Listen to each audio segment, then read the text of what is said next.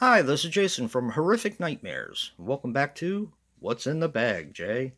Now, this is where I pick six movies from my collection that I haven't seen, write their names on a piece of paper, throw them in the bag, draw one out at random, and do a review. Now, coming back from last week is Invaders, The Ripper Untold, Baba Yaga, Terror of the Dark Forest, Z, Werewolves Within, and making its debut this week is Yummy. Actually, I haven't even taken it out of the wrapper. Dollar Tree Special. Alright, let's give the bag a good tussle, and we'll see what we'll watch this week. Alright, we have Z. Alright, I'm going to set that aside while I set all the other movies side by side. Take my trusty Freddy vs. Jason die, and just remember, if I roll a 5, they all come back. If I roll a Freddy vs. Jason, they all get scrapped, and your vote, only your vote, will bring them back. Okay.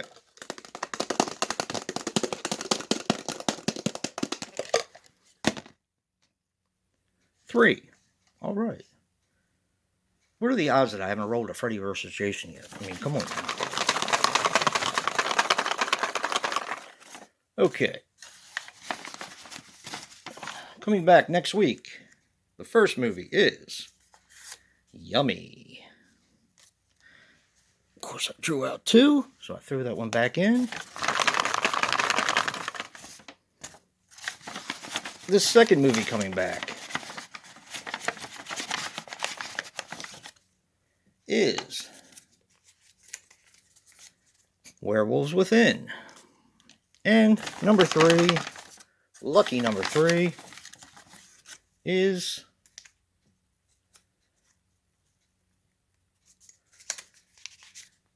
The Ripper Untold.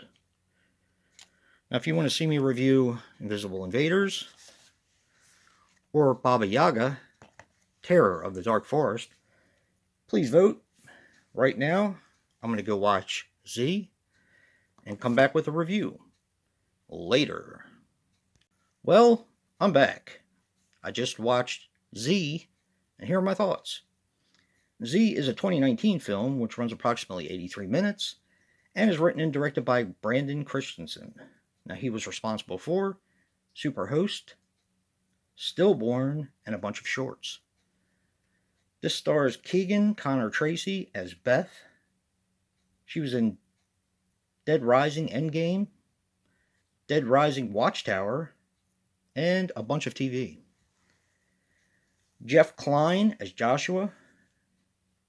He was in Puppet Killer, Skyscraper, and Devil in the Dark.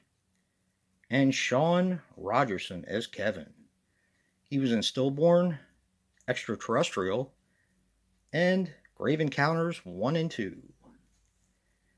Now, this had a worldwide gross of $788,597, and it is a Shudder original. Alright. This has a very simple story, but it does get more complex as it goes along. Unfortunately, I'm not going to be able to touch on a lot of that because I'll be giving the movie away. So you have Joshua. Joshua is an only child, which I could definitely identify with right away. You know, I used to play by myself when I didn't have cousins over or friends, and you learn to have a pretty big imagination when you're an only child because you don't have people to bounce things off of. So I could definitely identify with that. So Joshua seemed like a normal kid. He plays by himself. And then he starts having these outbursts at school. And they come about the same time that he starts mentioning that he has a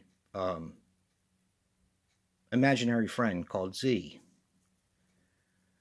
Well, he keeps getting worse and worse. He gets suspended from school indefinitely for abusive language and violence. And the mother is trying to figure out what's going on. The father is pretty much engulfed in his job. So it's kind of the mom's job to figure out what's going on. This also stars Stephen McHattie as a psychiatrist that Beth takes her son Joshua to find out what's going on with this imaginary character. Unfortunately, that's about all I can say about this movie. I really liked the first 3/4 of this. I didn't mind the last quarter of it, but as things were being revealed, I kept wondering to myself, how the hell are they going to finish this? How are they going to write it so that it actually makes sense? It does make sense, but it's maybe not what I was hoping for. I did like this film. I thought it was very, very brutal in some parts, very creepy in some parts, but I think the movie went on a little too long. Now, that's not saying the runtime. The runtime is only 85 minutes. But I do believe there are things that they could have cut and put more of the stuff from the first 3/4 of the film. And if people have seen it, maybe that will make sense. It is a slow burn, but it's a slow burn with some pretty brutal payoffs, in my opinion. Like I said, I just wasn't necessarily happy with how they tied everything up. I like some of the things that were put in there, and some of them I wasn't expecting, and it's not what I would have done. So, that's kind of how I judge this piece. All in all, it's a fun watch, it's a creepy watch, and once again, Shutter Original actually really took me by surprise, and I enjoyed it for the most part. Definitely check out Z. This was from the dollar store from around me. I've seen some other people pick this up as well. For $1.25 is what they are now. You can do a lot worse, let me tell you. Don't forget to vote for the ones that didn't make it. And if you like what you see in here, hit that like button and subscribe. And until next time, peace.